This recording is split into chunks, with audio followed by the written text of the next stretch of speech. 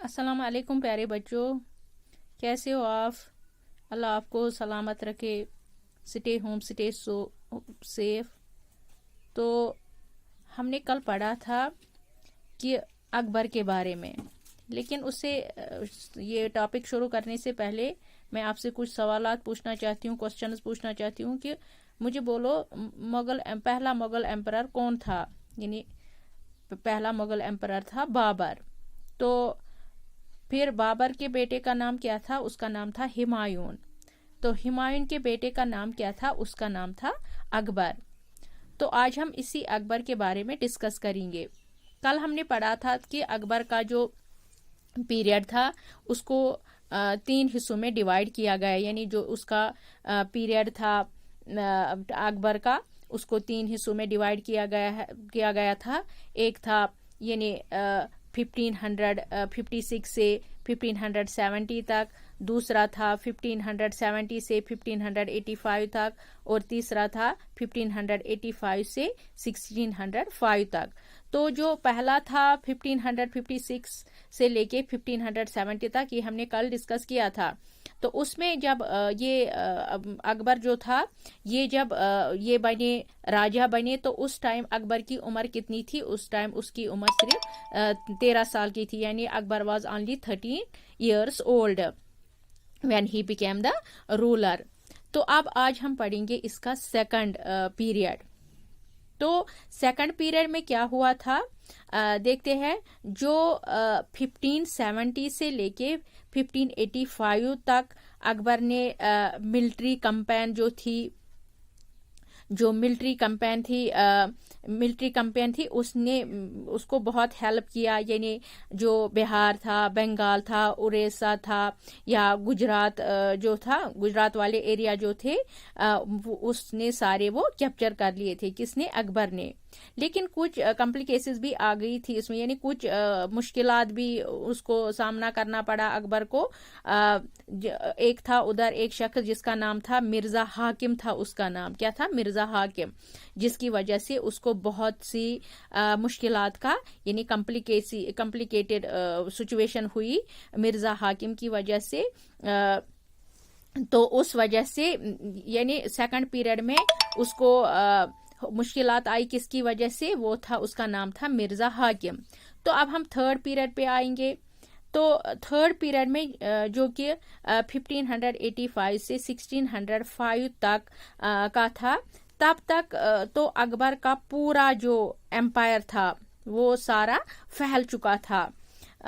हर जगह पर अकबर ने यानी अकबर ने कहाँ उसने कंधार पे उसने रूल किया था अकबर ने, या कश्मीर में भी उसने रूल किया था। कंधार, कश्मीर और काबुल वाले जो एरिया थे, उन सारे जो एरियाज थे, या इसके मरने के बाद उसने अपना कब्जा जमा लिया। यहाँ कहाँ पे? कंधार, कश्मीर, काबुल वाले जो एरिया थे, सारे एरियाज पे उसने अपना कब्जा जमा लिया था। तो ये बात थी मिर्जा हाकिम के मरने के बाद, यानी जब मिर्जा हाकिम मर गया था उस टाइम उसने इन एरियाज पे अपना कब्जा जमा लिया था।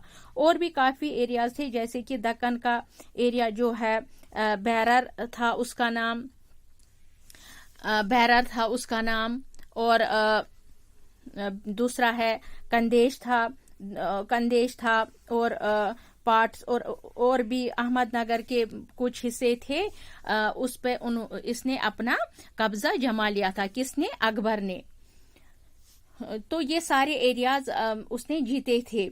लेकिन ये डिस्ट्रैक्ट हो गया था। कौन? अकबर, अपने बेटे की वजह से, जिसका नाम था जहांगीर। क्या था इसका नाम?